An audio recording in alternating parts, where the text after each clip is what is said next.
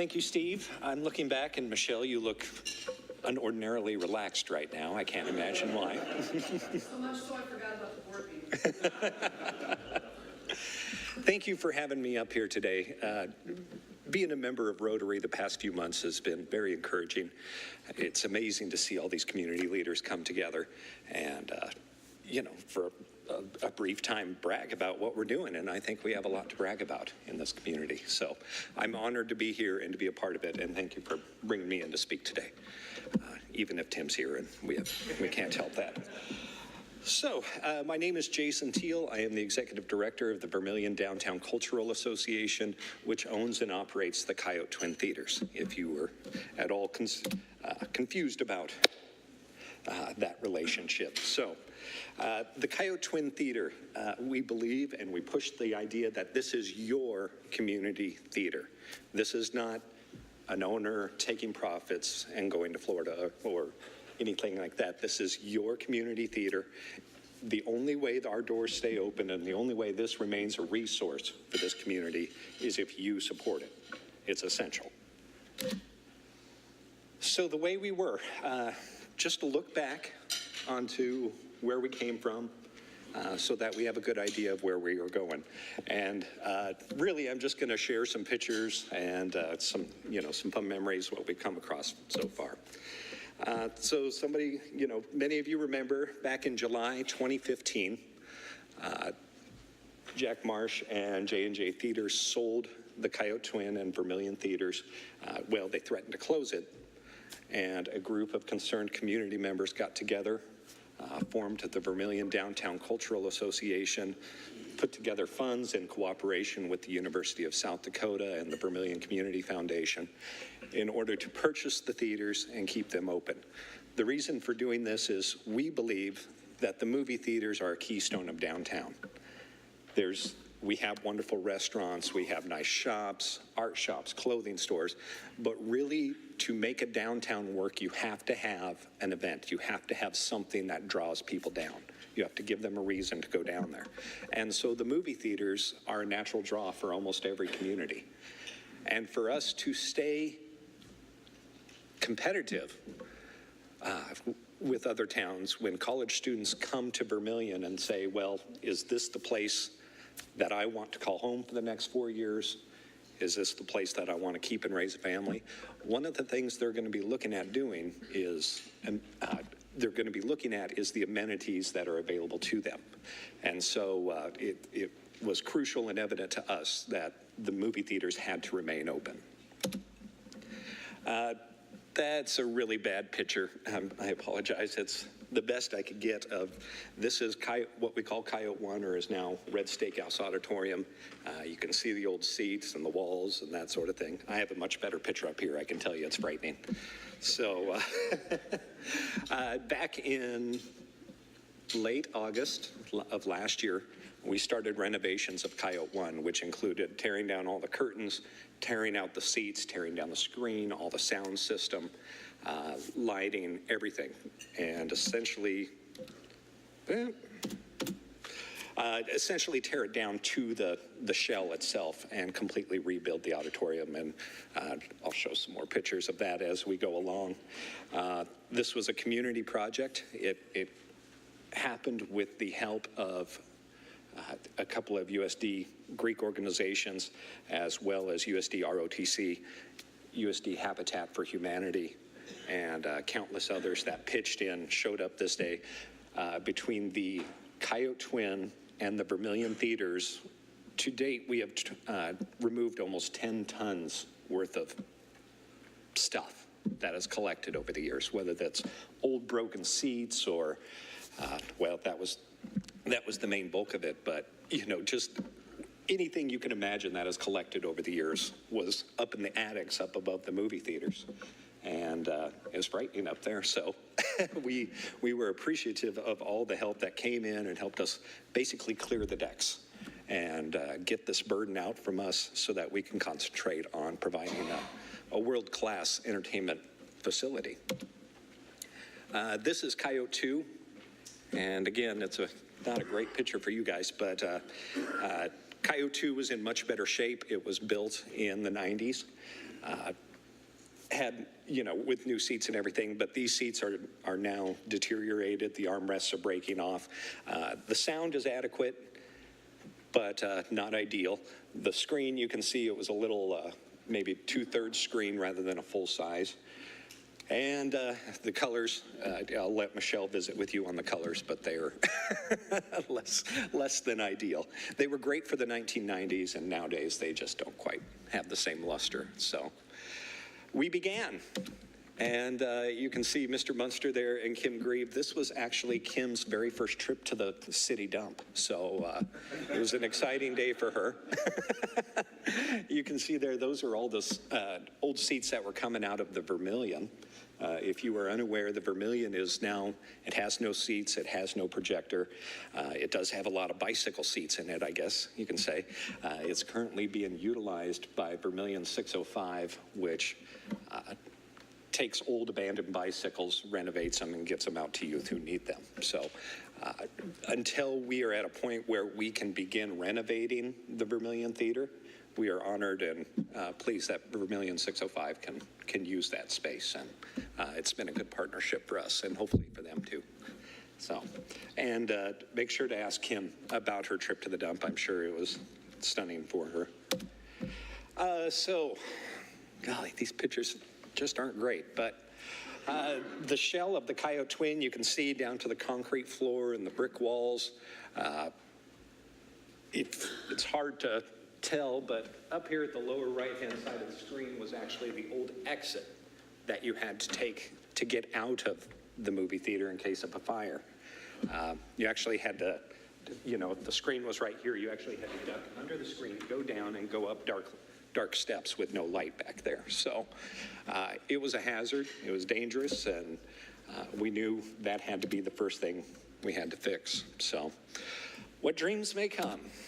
This is, and a lot of people don't realize that this was one of the most cumbersome renovation portions of our renovation. So we had to address the fire exit issues, which we determined the best way to do so was to build a tunnel that essentially goes behind the screen of theater number 2 and exits out into the pocket park to the east. And then theater number 2, so that included building this tunnel, moving the screen, cutting doors into the side of the building for both auditoriums, and concrete work outside, concrete landing. So that was actually a significant portion of what we had to do. And a lot of people don't see this, and it's not sexy. It's not that fun, neat stuff, but it had to happen, and so that is part of why it took so long to get this accomplished, was a lot of new construction. So you can start to see some of the work that was done. You can see this big beam going across the theater up there. That was actually 18 inches high by 22 feet long iron I-beam that had to be cut on each end and then jacked down and slowly removed out of the theater. That was the remainder of the old balcony that used to be there years ago. My understanding is that the balcony was there up until the 1970s when somebody left a cigarette burning and the whole thing went up. So that was the remnants of that coming down, not to mention 40 years worth of whatever had collected up there. So it was a mess trying to get that all out of there, but we moved on. This is another picture of our hallway. I'm very proud of it. Here, here you begin seeing the beginning stages of our stadium. And I can't give this presentation without offering enough thanks to Masaba, to Red Steakhouse, and to Jared Higman and to Jim Peterson. I don't think Jim's here today, but for basically making this a reality. And the ooh factor and the ah factor, which will come here in a minute, it doesn't stop. I get people that come to town a lot. They say, I went to college here, my grandparents lived here, and I used to spend a lot of time in your movie theater. The oohs and ahs have not stopped. It's something we can be remarkably proud of. So you can see the work continues on our stadium, building the beams, all the It's all steel construction that were all cut and donated by Masaba. So some of us were less patient than others and wanted to get going. So that was me for about 3 months as I was getting ready to go. And then finally, our new auditorium. The guy who who sold us everything and built the auditorium, he's the main contractor for the Omaha area, which goes all the way up into North Dakota, Colorado, everywhere. And he is beside himself with how well our theaters turned out. A lot of it was the coloring, the bold colors, the carpeting, the contrast with the seats, and the new revolutionary sound system. But then we also did realized a lot of cost savings. So Jesse Wilharm donated a lot of the light fixtures that came out of the old Shays, correct? Yeah. So, we just repurposed those, spray painted them, and they look amazing. Jared had also donated LED lighting. You can see the new lighting up on the ceiling there, but if you can imagine trying to get up to those lights and change out the old fluorescent bulbs, we hopefully won't have to worry about that now for another 30 years. So that's something Jared did for us as well, and above and beyond. The People's House. So, a few things that we've done. We've sold over 5,700 pounds of popcorn since July 2015 and sold over 40,000 movie tickets. And I found this surprising. I know USD is an essential part of our process. Only 20% of the movie tickets that went out are actually USD student tickets. So, 20% of that 40,000, that tells you how important these movie theaters are to the community at large. They're an obvious fit for college students, but to the greater community as a whole. And this is not counting, the free movies that we have done and that sort of thing. So we're proud of that number. I'd like to see it grow a lot. That number includes one of our auditoriums being closed down for 4 months. So I think we have a lot of room to grow, and we're going to blow these numbers out of the water coming soon. Some of our community projects we've paired up with, obviously the Vermillion School District.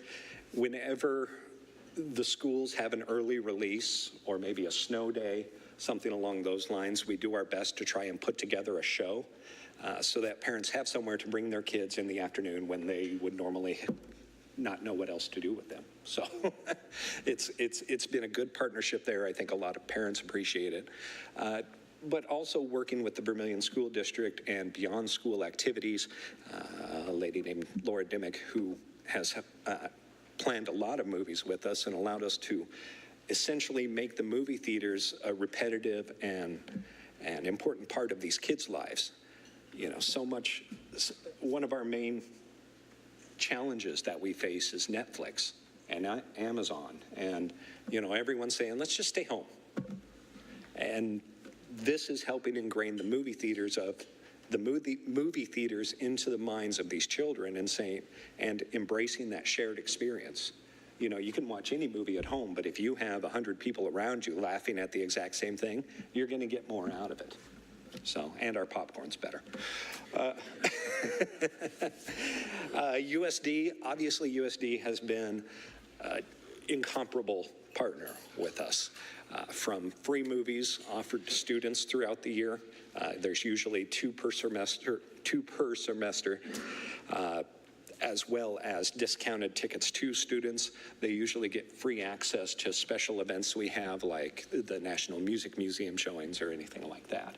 So our partnership, it cannot be understated. The Student Government Association gave us a $20,000 grant towards our sound and projection system, which we immediately put to use.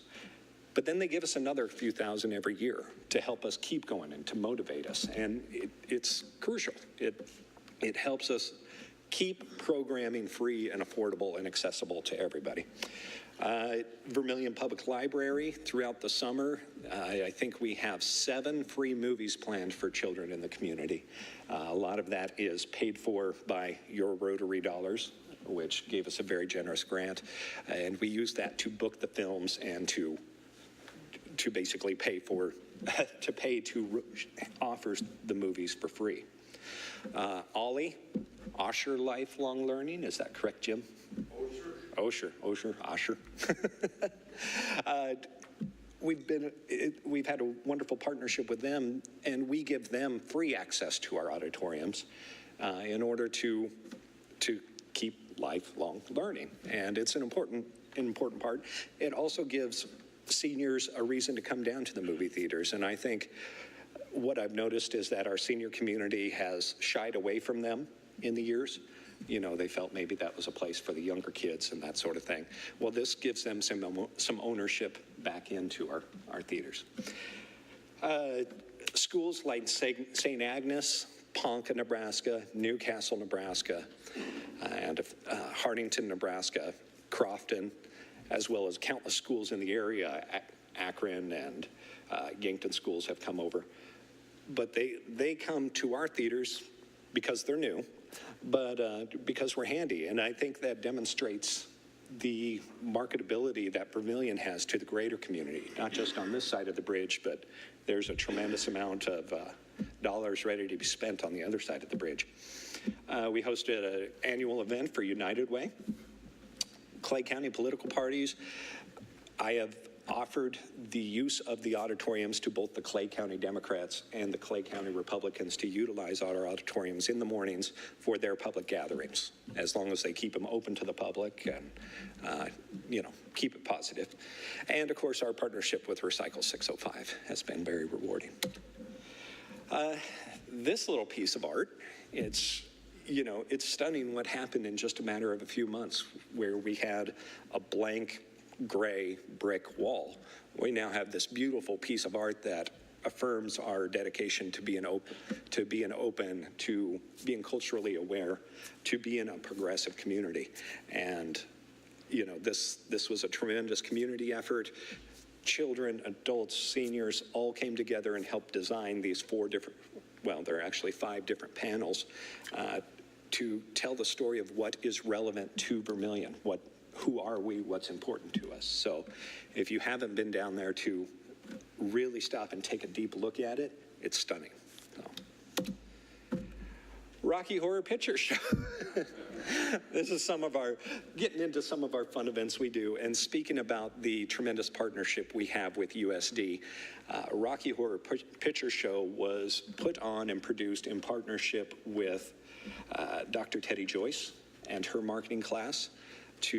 They were responsible for designing the event, promoting it, selling tickets, and running from beginning to end, including cleaning up all the glitter and popcorn that happened, because that's a disaster. So, not everything is so deep and fundamentally based. Sometimes you just got to have fun, and this was a tremendous amount of fun. We're going to be doing it again this year.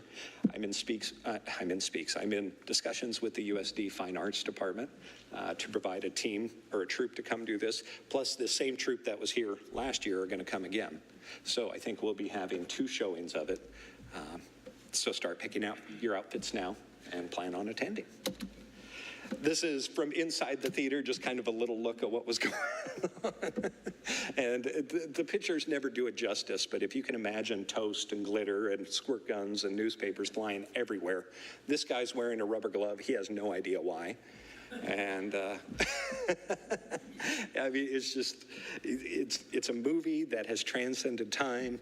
It pushes boundaries, and it's something we're happy to show because it causes a discussion. Now on with the show. Our theater number 1 is pretty much finished. There's a few small little touches we have to finish. So on to theater number 2. Plans for this include new wall curtains, new screen, which is already installed, new seats, new coating for the floor, new carpeting, new sound. It has a brand new projector, new and improved lighting so we can see in there and clean. So this is our next big project. We hope to be starting this fall and complete before the winter's done. Obviously, we're hoping this will be about a month-long project rather than a 4-month project. So we don't have a stadium we need to construct in here. But one of the new features that we have that we're trying to implement is we recently got our beer license. We already have our wine license, so we are hoping to be able to start selling alcoholic beverages to the community. This is a look at where we're at right now. You can see the full screen in there. It really does make a difference. If you go back to the other one, that door up there was distracting. When you're watching a movie, you never want to be pulled out of the movie. You never want to have a reason to be distracted. So this was a crucial part in keeping you focused, keeping your attention focused on where it was supposed to be. Back to the future. This is a neat look. I mean, this is a neat picture of the theater and how it has always been a part of this community. And you take a look at the facade there, and that is what we're going to shoot for in our 4 to 5 year plan. Hopefully we can redo, in our fundraising, we can redo this movie theater to throw back and really add a jewel to downtown, something that people drive by and their eyes pop and they say, I have to go in there, or we have to stop and have dinner in this town and look around. So you can see, going back to the more traditional doors, this is all artist conception, but this is what we're going to shoot for. This is the old video store space, really opening that up, getting rid of that heavy glass block, making it bright and open to the street, and making that an event space beyond just, an empty room. There's discussions with the USD Fine Arts Department to make this into a downtown art gallery for students to show off their art. Community groups can have events in here. We'll have seating. This is going to be the area where we intend on building our bar when we have one to sell wine and beer. So there's a lot of potential that these buildings have, and it's all a matter of support. We can only do what we have the money to do. So rags to riches, here we go. First of all, thank you, Vermillion Rotary, for having me here today and for letting me tell you and brag to you about what we've done, because we have a lot to be proud of, I think. And so if you know a VDCA board member, let them know that we have your approval. Let them know that we're doing a good job. And finally, I know you're sitting there asking yourself, but Jason, I have all this money and I don't know what to do with it. As it turns out, I have a solution. On your table, you will see donation forms. Anything helps. It's not, we need those grand gifts. We need, a foot-deep pool a mile wide is what we need. And that will help us accomplish these goals, help us bring downtown Vermillion that much further, and make it that much more attractive to people visiting our community. Thank you very much. Oh, questions? So it's set up in a nonprofit, so everything that you guys make and goes back into the community, correct? That is correct. So all we have to do is just go to the show lot. I'm sorry? All we have to do is come to the show lot. Just come to the movies. Yeah, that's the main thing you can do. That's where the profit is. Yeah.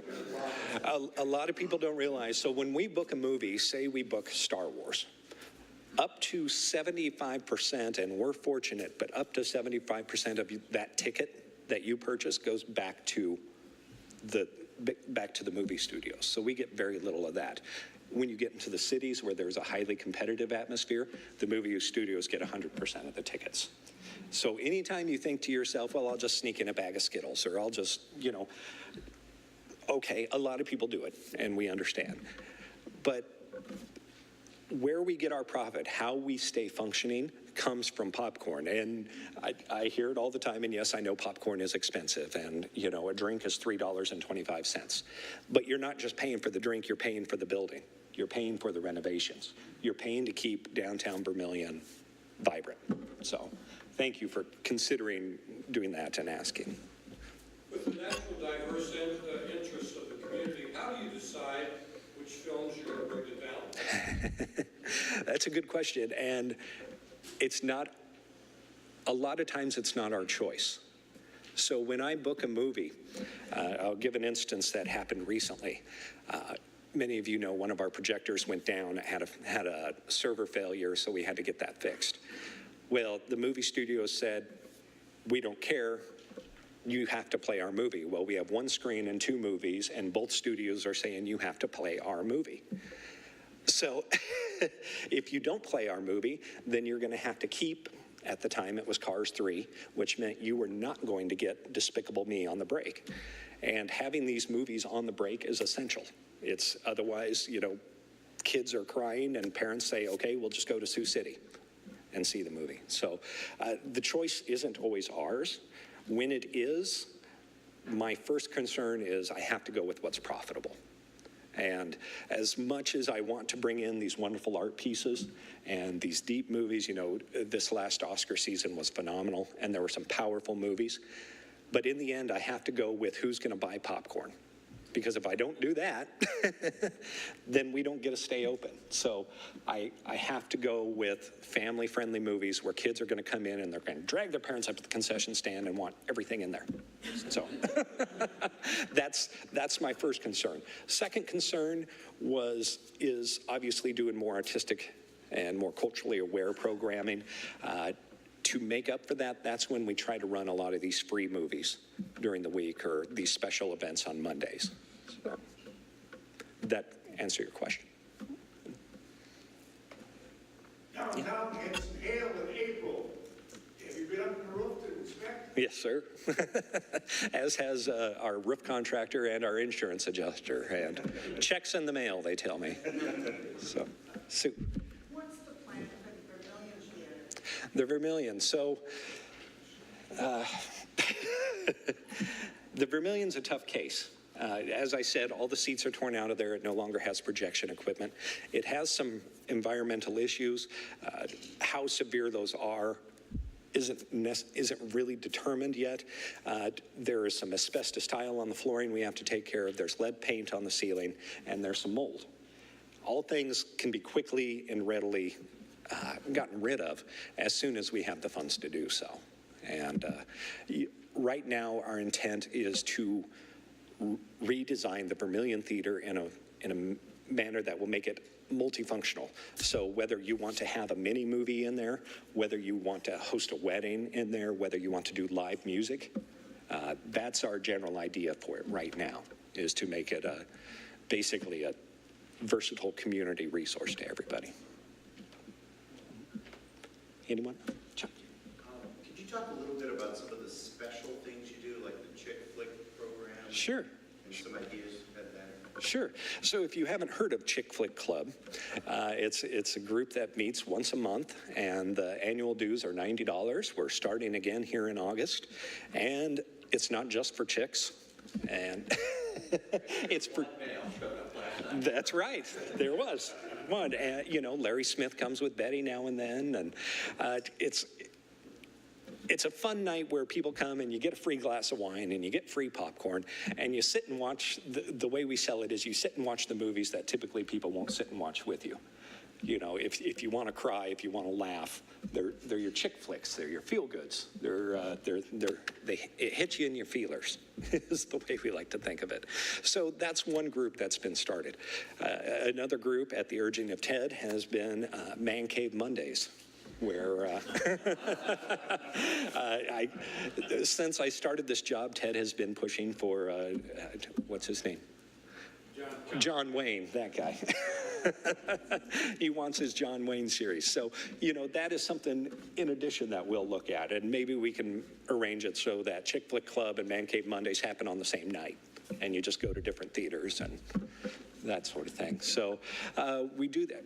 Michelle? I was just going to add that, excuse me, Jessie Wilharn is the head of our programming committee. She just recently received a very large grant, I would say large grant, from the Coffee Cup group. Anytime you go there and get a Caribou coffee and you tip them, they keep those tips, and then quarterly they donate it to the community, and then the corporation that owns the Coffee Cup matches the money.